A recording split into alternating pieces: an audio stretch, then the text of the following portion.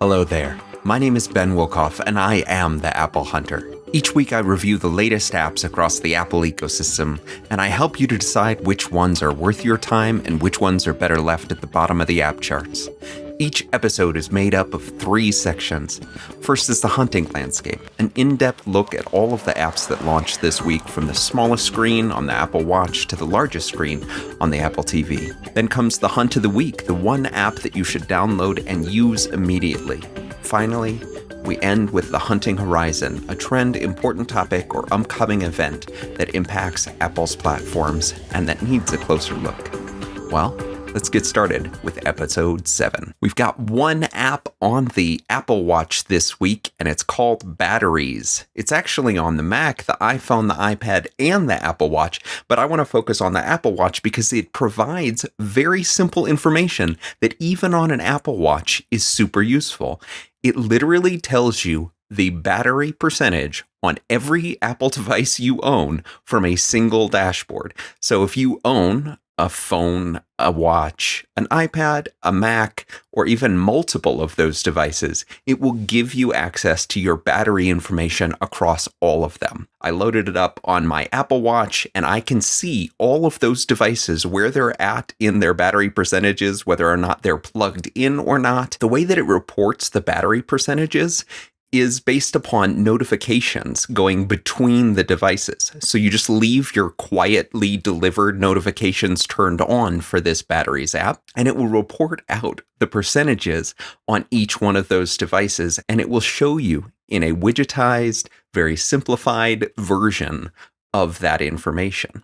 I was really impressed with this little app, the way that it functions and how simple the information is to understand. I put a widget on my iPad as well as my phone so that I can see at any moment's notice how well I'm doing on battery life, which is a major concern in my life for some reason, how well I am doing and do I need to top up any of my devices.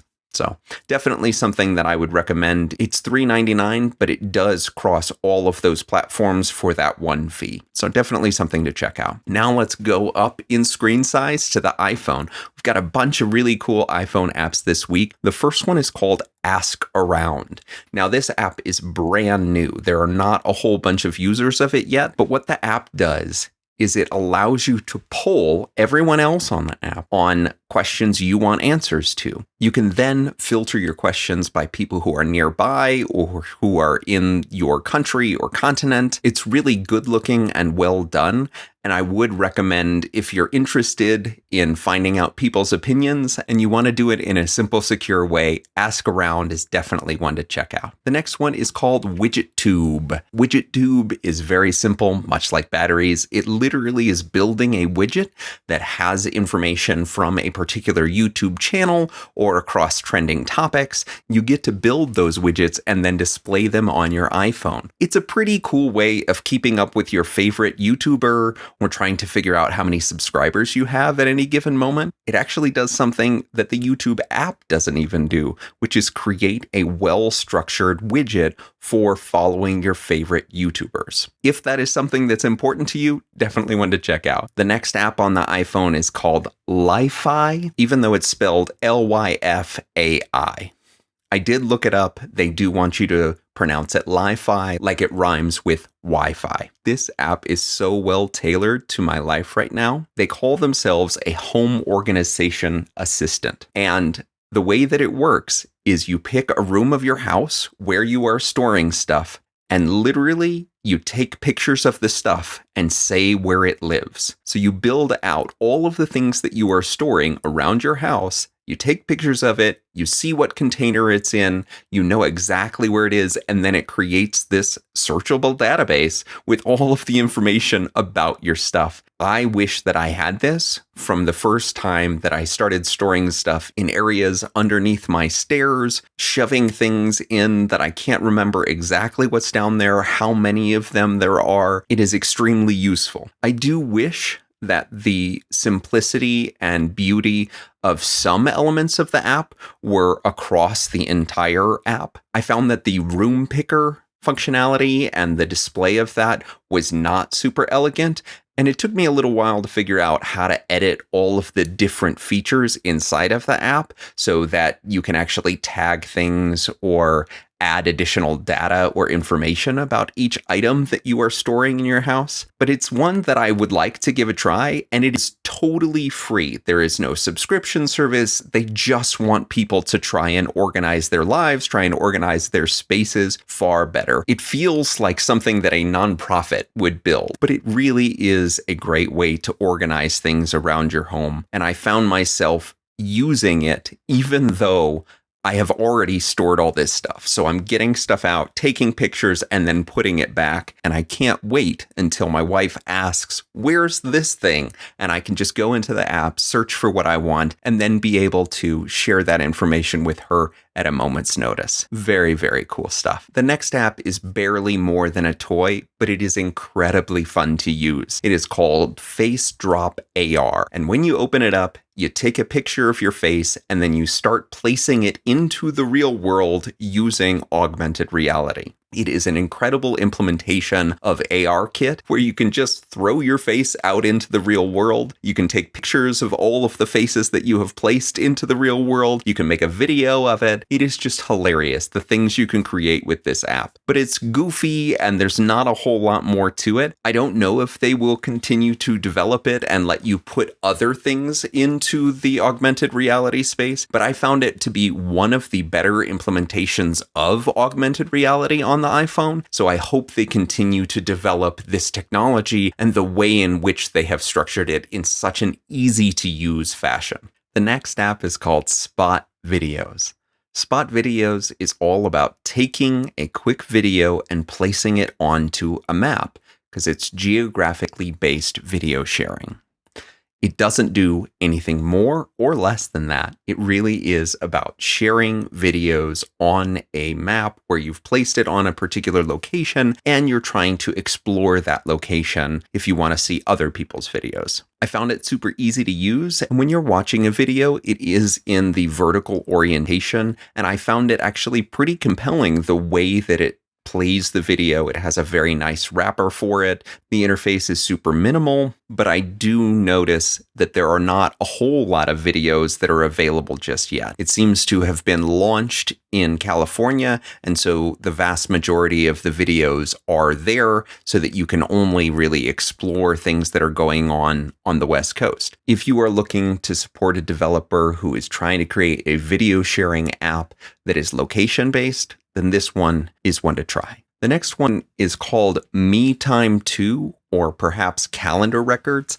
The title is a little bit confused, but I did find that it was kind of interesting the way that it connects up to your calendar and then helps you to reflect upon the events that are going on your calendar. And ultimately, the function of this app is to help you understand how you are spending your time. How much of your daily life is scheduled out? Most of my days have 10 hours at least that are fully scheduled with meetings or things that I need to get done that I've put onto the calendar. It's really interesting to see the amount of time that you have spent studying, spending time with your family, all of those different types of tasks and meetings you can actually see on a graph and visually represent your day and really your life. I think it's an interesting idea. It is a little confusing to see how you're supposed to connect your calendars up and the way in which you are trying to chronicle all of your time, but I did find that there was enough useful information there to give it a go.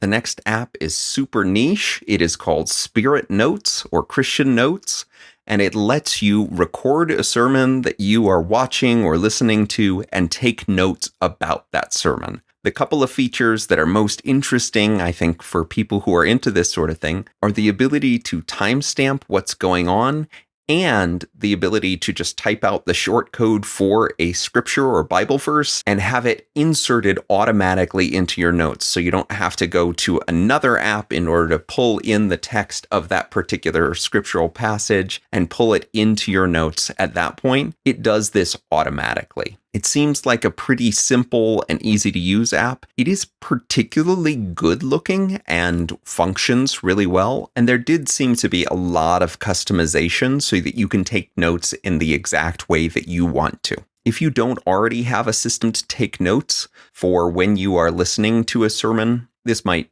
be the app for you. If I were giving an award for the best looking app of the week, it would definitely go to Joyster, the CBT daily self-care app. The reason for this is the artwork in the app is just beautiful. The way that it is laid out is easy to understand and well put together. This app focuses on mindful self-improvement. The idea is that you are tracking a few different things that you are worried about, whether those are panic attacks or you are trying to do some other mental health tracking to determine what are the triggers for those things you want to keep track of, as well as how can you avoid those things. It focuses on reflection, self-care, and treatment by allowing you to do a reflection diary. And once you have enough information in the app, it will present both the trends for how well you are doing in a 7-day period or a month-long period, and it helps to provide you with suggestions for things that you need to do in order to make things better for yourself, in order to have more of those good moments rather than ones that are bringing you down. I'm a huge fan of knowing yourself and doing self-reflection, and this app is a great way of doing that doesn't make it all about the numbers. How many times did you think about something terrible or give into your OCD compulsions? It really is a simple mood tracker and reflection tool for making better choices and showing progress over time. Now, it is a subscription service, but if you're looking for an app like this that is simple, beautiful, easy to use, then I highly recommend you give Joyster a try. Now let's move to a slightly bigger screen on the iPad, although the next few apps work on both iPad and iPhone. The first of these is called Ready, Set, Draw. It is a game that is very much like Pictionary, but instead of having your friends guess, you have the artificial intelligence that's built into the app guess what you are trying to draw. First, they give you the prompt of what to draw, and then you make your attempts at chicken scratches, or if you've got an Apple Pencil, maybe an actual drawing. And then the artificial intelligence attempts to guess what you have drawn based upon your drawing skills. This could be a good way to practice for actual Pictionary playing, but I found it really fun to try and see how well I could draw according to what artificial intelligence tells me. You can do quick games or longer games, and perhaps the most interesting part is that the artificial intelligence is talking to you the whole time. It's telling you what it thinks you have drawn and also providing the prompts to you in an audio way as well. It's a fun and pretty silly little game, but I did have a lot of fun playing it. All right, this next one is absolutely joy-filled. It is called McClockface, and it does one thing extremely well, and that is to provide you with a whole bunch of customizable widgets to put on your iPad or on your iPhone that tell the time or the date or the percentage of the day that is completed. It has a whole bunch of inspiration from Back to the Future and various other formats that really do spark joy for me. I actually have put multiple widgets from McClockface on both of those devices, my iPhone and iPad, because I find that I want the information in different ways. I also love the flip down clock that you can also do just inside of the app. And so I bring up McClockface on my iPhone as it sits in its wireless charging cradle on my desk, and I just watch as the time flips by. It's joyful, well done, and quite good looking. I highly recommend it. The next iPad and iPhone app is called CapCut,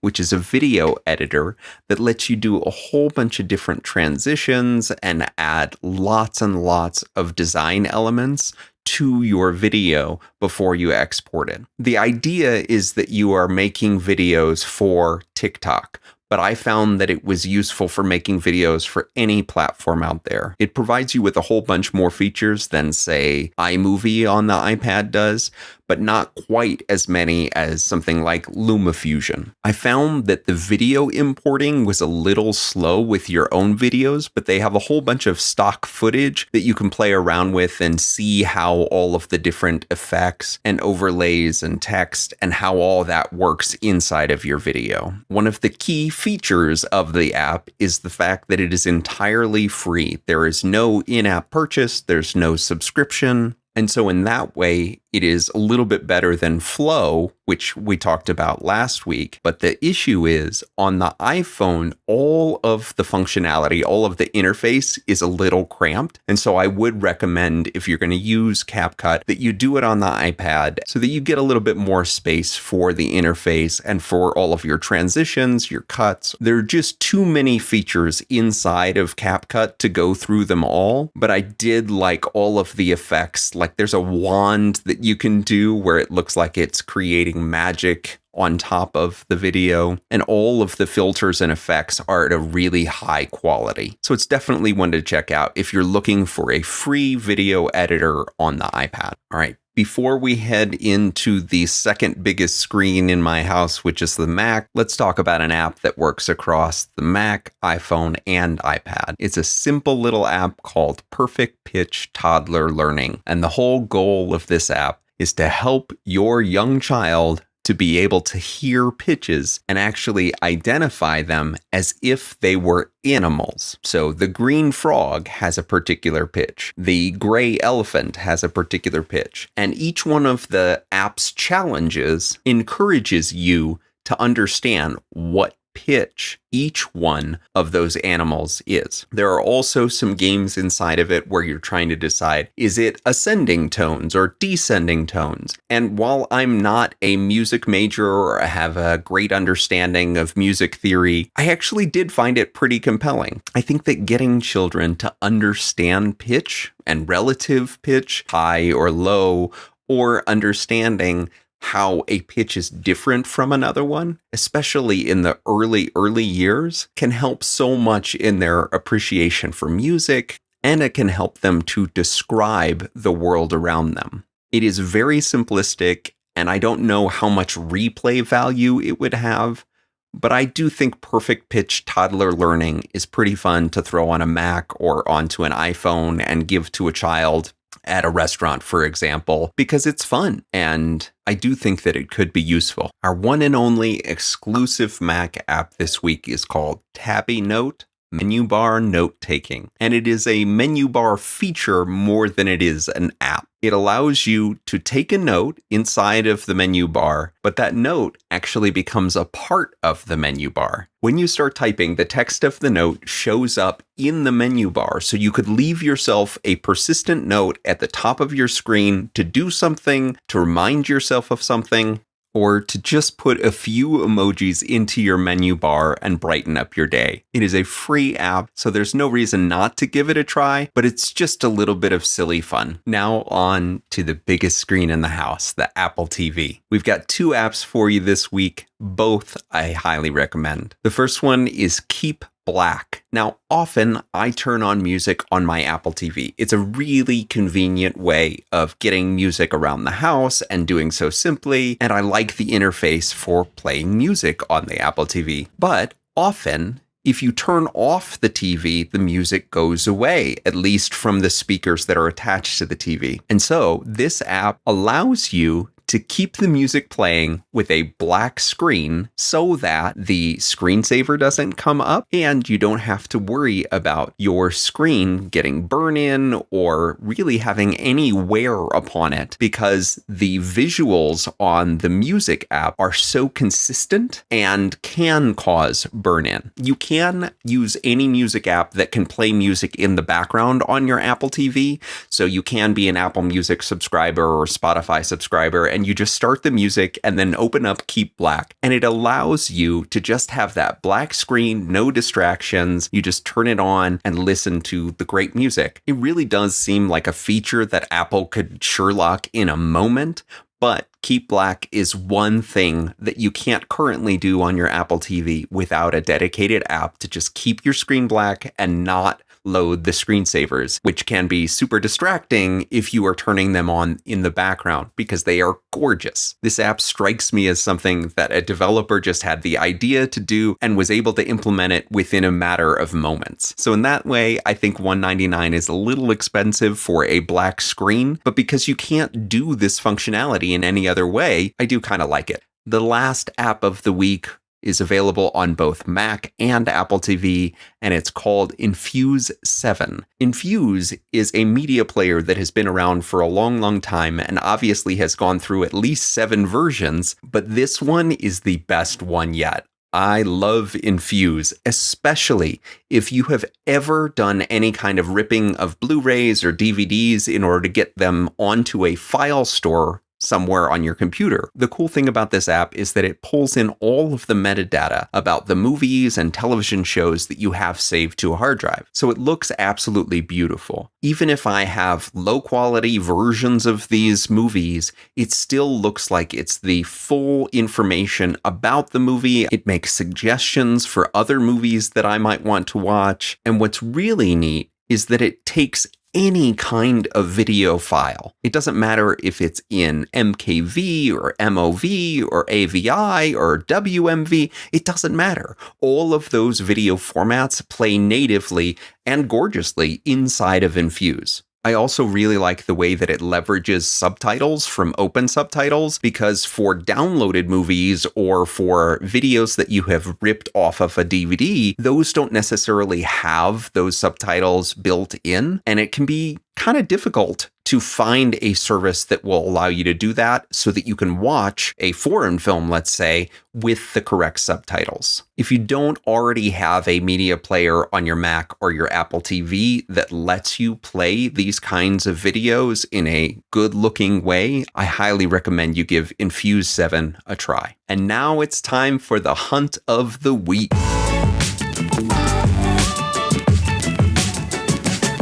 The hunt of the week for episode 7 is Paway, or Paway, dog walking smart and fun. This app is all about making dog walking into an experience like Waze. So you know how on Waze, when you are getting your directions, you can see all of the other cars that are out there. Well, on Paway, you get to see all of the other dogs that are out there. You can actually report where things are in your community, like trash cans or additional baggies that you need for dog poop. You can also take pictures of your dogs and share them on the map so that people can see who are the other dogs in the neighborhood. It also plots your path for all of the walks that you have taken. It shows you how healthy you are being by taking your dog on multiple walks. You can add other walkers into the app so that other people can take your dog on a walk, or if you walk other dogs, like your neighbor's dogs, you can chronicle all of those walks as well. I found so many different features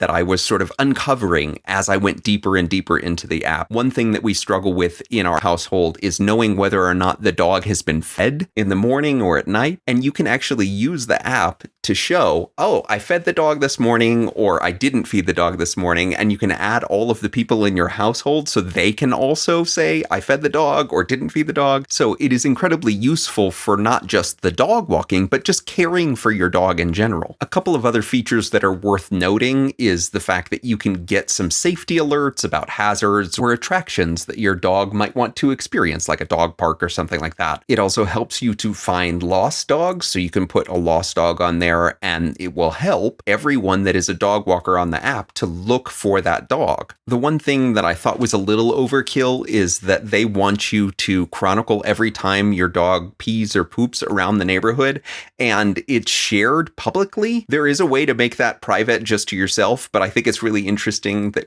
you could have a neighborhood with hundreds of dog poop icons all over it. I don't think that that's really necessary in order to make this app go, but I did love seeing pictures of all of these cute dogs in my neighborhood while keeping the owners of the dogs private. I am such a huge, huge fan of purpose-built apps that do something unique. And I find that Paway, as a way of creating community around the canines in your neighborhood, is a wonderful way of merging the digital and physical space around you. I highly recommend giving Paway a try today if you've got a dog. Finally, we come to the hunting horizon. This week's topic is beta season. June the 7th, Apple will release all of the betas for macOS, iOS, iPadOS, tvOS, and watchOS. They will do that all at the same time, and millions of developers around the world will start downloading those softwares and putting them onto their new devices, beta testing devices, or even just their everyday carry devices. It is incredible to me how seamlessly this happens. And I am one of those people who will download and install the betas on day one.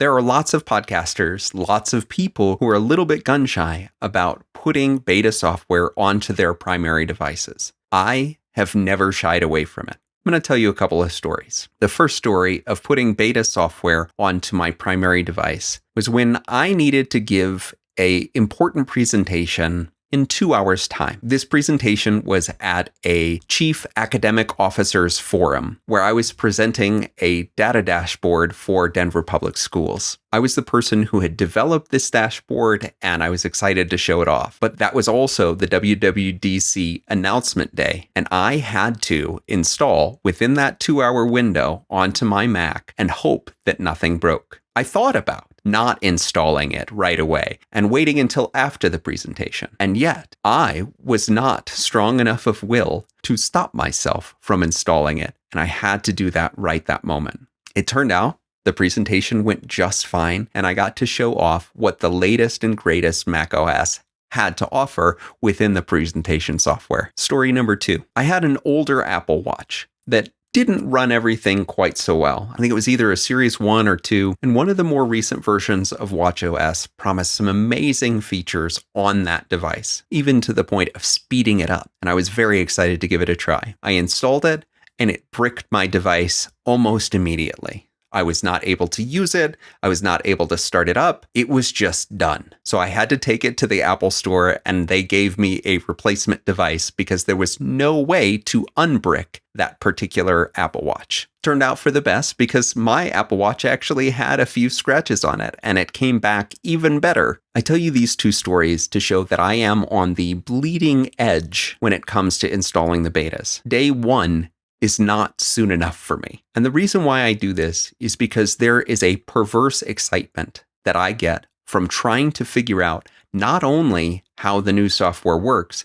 but also how it does not work. When something breaks in new software, when something breaks in a new operating system, I am there for that. I want to experience all of the pain of that new software because it helps me to provide advice for other people. It helps me to know what to avoid in installing different software on top of it or apps. It also helps me to be informed about what the implications of installing the new macOS or iOS or iPadOS will look like, because it's not just about my devices. My kids are going to want the new versions on their phones. My wife is going to want the new version on her iPad for fall. What are the things that I am going to have to support because I am tech support for my family? I will never get out of that role. In fact, I just spent a few hours with my wife trying to sort out contacts across all of her devices, and it turns out that there was a different default contacts server for each one of the devices, and that was causing all of the trouble. This kind of tech support combined with my interest in getting everything as early as I possibly can really does lead me to believe that beta season is a state of mind.